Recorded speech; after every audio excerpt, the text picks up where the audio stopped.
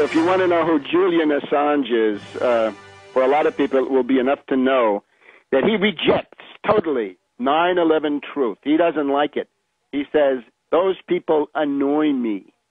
So Assange is essentially an enemy of 9/11 truth. And what he's really saying is that the only scandals, the only conspiracies that are allowed, that can be brought into the polite discussion of these geeks and dehumanized characters of his own ilk, are the conspiracies that he approves, that have been vetted by his crew of international hackers and related characters. Now, we look at WikiLeaks. We see an organization quite evidently in the orbit of the Open Society Institute, generally of the Soros body of opinion in the world. The question I would have to Assange is, who pays you?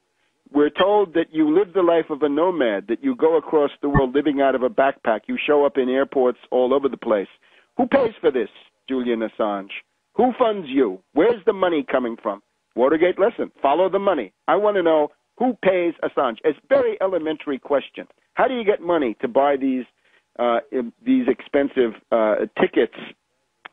Now, if we look at the board of this foundation, the WikiLeaks board of directors, who do we find? Ben Laurie, former top security official of Google.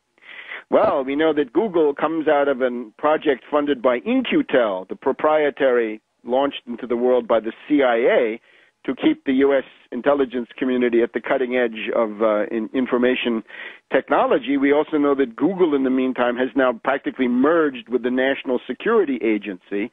The ties were always close, quite evidently. The sabotage and censorship was always there. Again, 9/11 truth, the best way to gauge this. There's a real scandal where real journalism would have been needed. Assange is not interested. He's hostile. He's a ferocious enemy of 9/11 truth who's parading himself as an enemy of the establishment, and we're supposed to believe that his life is in danger. Assange can give open press conferences in London and nothing happens to him. Nobody lays a glove on him. It's also clear if the U.S., if the Pentagon wanted to destroy Assange's websites, they could do this within an hour, given the hacking techniques that they have on their side. They don't do it. There's not even a legal attempt. There's no legal action to try to stop this. There's just nothing done. So Ben Laurie is one. We look at this guy, Wang Dan. The rest of the board is largely Chinese. As a matter of fact, when this thing first came on the scene, it was largely thought to be something targeting China. In other words, it was going to put out revelations that would be embarrassing to the Chinese government, the Chinese Communist Party leadership. Wang Dan is a Project Democracy operative, National Endowment for Democracy. We've also got Xiao Chang. Xiao Chang is the International Committee for Tibet. In other words, he's a big fan of the Dalai Lama, that darling of rich elitists and mystics and intelligence spooks across the Western world. Xiao Chang operates at UC Berkeley.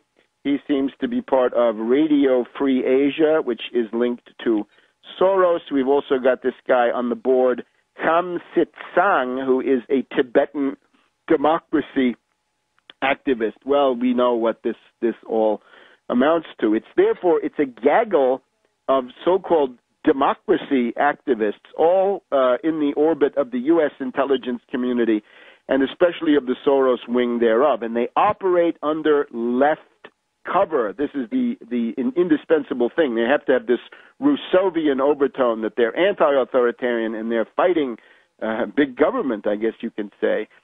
What this is, we must go back to Cass Sunstein, the current czar for information regulation. Imagine that, information regulation in the Obama White House. Sunstein said a while ago that you've got to suppress conspiracy theorists and 9/11 truth activists on the Internet, and the way you've got to do this is indirectly by cognitive disruption and cognitive countermeasures.